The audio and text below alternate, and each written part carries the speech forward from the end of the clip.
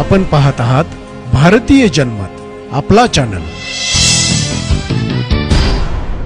नमस्कार, मी मानसी धामणसकर। आपण पाहत आहात भारतीय जनमत न्यूज। नजर टाकत त्याच्या ठळक घडामोडींवर। बदलापूरमध्ये 2 चिमुकल्या मुलींवर झालेल्या लैंगिक अत्याचाराच्या घटनांनंतर राज्यभर संताप व्यक्त केला जात आहे। राज्यातील इतर भागातही अशाच प्रकारच्या प्रकरणांमध्ये वाढ झाली आहे, ज्यामुळे जनतेत असंतोष निर्माण झाला आहे। यावरून आरोपींना तात्काळ फाशी द्या अशी मागणी जोर धरू लागली आहे। यावरून राज्यातील राजकीय वातावरणही ताणले गेले आहे। विरोधक राज्य सरकारवर आरोप करत आहेत की सरकार कायदा सुव्यवस्था सांभाळण्यात अपयशी ठरले आहे आणि आरोपींना कायद्याचा धाक उरला नाही।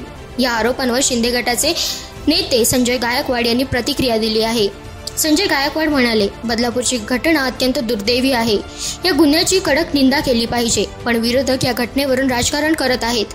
त्यांनी सरकारला दोषी ठरवून राजकीय थयथयाट सुरू केला आहे। मुख्यमंत्री राज्यातील सर्व शाळांमध्ये जाऊन पहारा देतील का, किंवा पोलीस अधीक्षक आरोपींच्या घरात जाऊन बसतील का? आरोपी गुन्हा करण्यापूर्वी पोलिसांना फोन करतात का, असा सवाल त्यांनी केला। अशा प्रकारच्या घटना घडत असतात, त्यासाठी एक व्यवस्था असते। राज्यात पोलीस यंत्रणा आहे आणि पोलिसांकडून प्रकरणं हाताळली जातात। जर पोलिसांनी योग्य तपास केला नाही तर ते CBI कडे सोपवले जातात। आरोपींना सोडले जात नाही, पण अशा घटनांचे राजकारण करण्याऐवजी नराधमांना शिक्षा मिळण्यासाठी प्रयत्न केले पाहिजेत। परंतु विरोधक कुठलीही घटना घडली की त्याचे राजकारण करतात, अशी टीका संजय गायकवाड यांनी केली आहे।